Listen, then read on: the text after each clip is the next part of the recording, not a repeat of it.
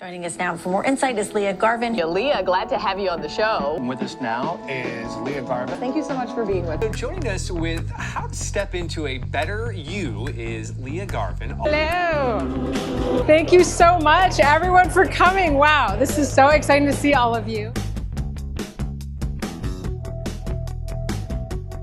This is how you become a manager people want to work for, because they feel invested in. And when people feel invested in, then they invest right back.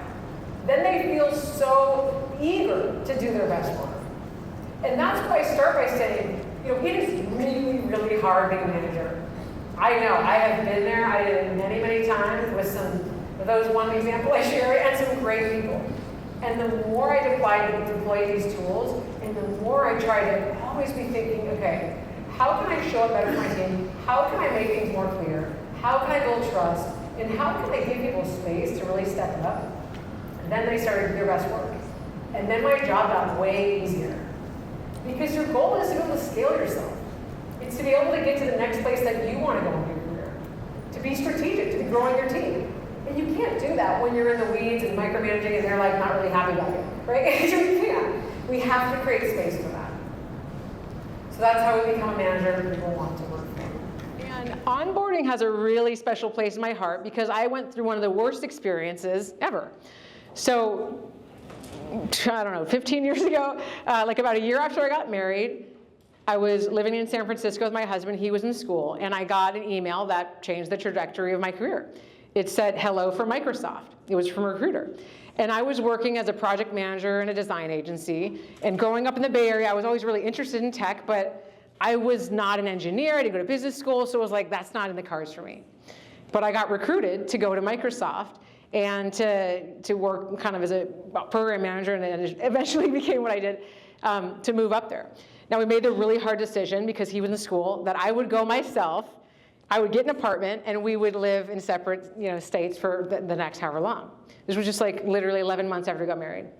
So we flew up there, we looked at places, I got a studio, he was still in our apartment in San Francisco, and I were like, okay, I'm gonna do it. First day, I'm so excited, I drive, I park in my space, I go to the lobby, the executive assistant meets me, and she takes me in the elevator, we walk up to my office, oh my God, I have an office. This was like, I have arrived. And she's like, okay, Jessica's not here, your manager, so just let me know if you need anything. And then I sat there in that office with no computer, no note, no nothing, no one saying hi to me, didn't know where the bathroom was, didn't know where the lunch was, from 8 o'clock to 5 p.m. when I just left and cried the entire way home, thinking, why in the world did I uproot my life? Did I take this risk? Did I put my marriage on the line when this job didn't even give a shit that I was there? I was so embarrassed. I couldn't even call my husband. I knew he'd ask how it was, and I'd have to tell him, I made the biggest mistake of my life. They don't even care that I'm here. And the stats on onboarding say that, team member makes a decision if they're going to stay in your company within the first 6 months. I made that decision within the first 6 hours. I was like, this place doesn't care. Now, I ended up staying there for 3 years, but there was other things. But anyway, the most excited your team will ever be is the first day in their job. Right? We want to capitalize that excitement and keep that high as long as we can.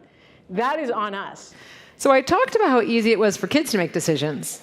Well, for parents, it's the opposite. When my husband and I were researching preschools for our toddler, everything was on the table to overthink. The hours, the summer schedules, the teaching methods, the activities. I swear, I have built spreadsheets to track products launching to millions of people that were way less elaborate than was needed to figure out that preschool situation. I mean, what if we got it wrong? What if she didn't get into college? And every parent's dream, what if she hates it and spends years in therapy talking about how her parents make such bad decisions? You know what sealed the deal? Finding a school that provided snacks. There was a decision it just wasn't ready to have to make every single day. And wind up with a kid starting a side hustle, trading her stale quinoa chips for fruit roll-ups. No one wakes up in the morning saying they want to be a micromanager. No one wants to be bad at managing. No one wants to have to bring HR in. No one wants to lose team members because they felt like, hey, this manager isn't cut out for it. And yet, HR ends up dealing with all the fallout of bad managers every single day. Because the truth is, the top 2 reasons we even become managers is because we were really good at our past job, or we've been in that job for a long time, right? Neither of those mean that we wanted to, or we've been trained at it, or we'd even be good at it.